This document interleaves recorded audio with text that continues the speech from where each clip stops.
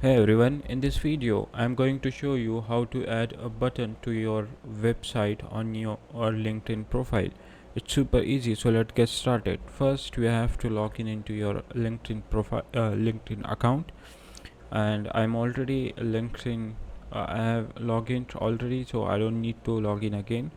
After login you will see this interface. This is home page, and on the top right corner you will see this me. Click on that, and after clicking on me, click on view profile. Here you can see this pencil symbol. Click on that. Scroll down. Now here you can see you can paste your website link here.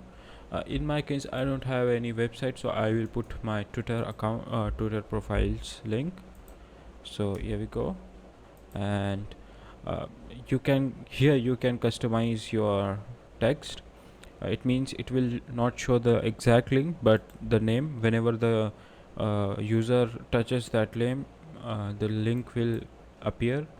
So it's like, I will visit my Twitter and I will save.